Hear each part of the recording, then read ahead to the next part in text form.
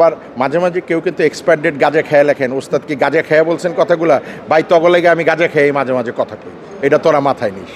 এখানে আমি আরেকজন বিখ্যাত লোকের কথা বলবো। এটিএন বাংলার চেয়ারম্যান ডক্টর মাহফুজুর রহমান একটা কথা বলছেন, পথ দেখায় কেউ কেউ, পথ চলে সবাই। এই পথটা প্রথম দেখাইছে আমাদের চলচ্চিত্র নায়ক রাসেল, অনেকের ভাষায়, আবারও বলছি অনেকের ভাষায় রাসেল, ওরে রাসেল ভাইপারও বলে, রাসেল মিয়াও বলে, রাসেল ভাইপারও বলে। যে এই রাসেল ভাইপার কোরআন শরীফ নিয়ে যেই সূচনা করেছে, এই সূচনা কিন্তু চলচ্চিত্রের জন্য অশনির সংকেত। কারণ আপনার ধর্মটা আলাদা, পেশাটা আলাদা, ব্যক্তি আপনি আলাদা, এবং আপনার সম্পর্ক আলাদা।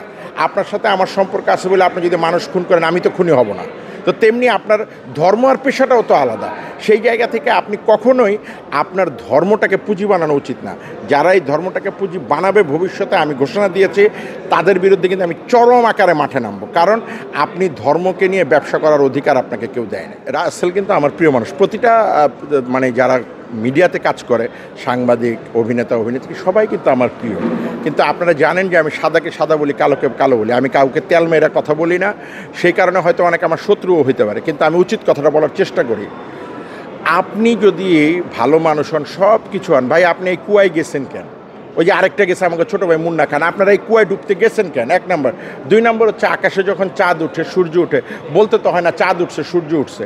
তা আপনি যদি সৎ হন, ভালো হন, সব কিছু হন, আপনাকে কেন কোরআন শরীফ নিয়ে প্রতিজ্ঞা খাইতে হবে? আপনাকে তো মানুষই বলবে যে হ্যাঁ রাসেল ভাই ভালো মানুষ, উনি যা বলছে এটা সত্য বলছে, অমুক ভাই ভালো মানুষ, উনি যা বলছে সত্য বলছে, অথবা শাওন আশরাফ যা বলে উনি চেষ্টা করেন সত্য বলার।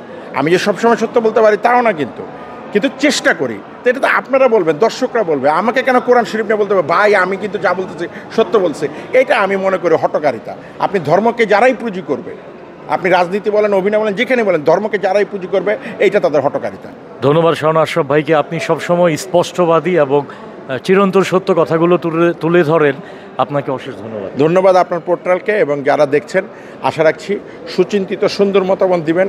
আবার মাঝে মাঝে কেউ কিন্তু এক্সপায়ার ডেট গাঁজা খেয়ে লেখেন, ওস্তাদ কি গাঁজা খেয়ে বলছেন কথাগুলা, ভাই তগলেগে আমি গাঁজা খেয়ে মাঝে মাঝে কথা কই, এটা তোরা মাথায় নিস।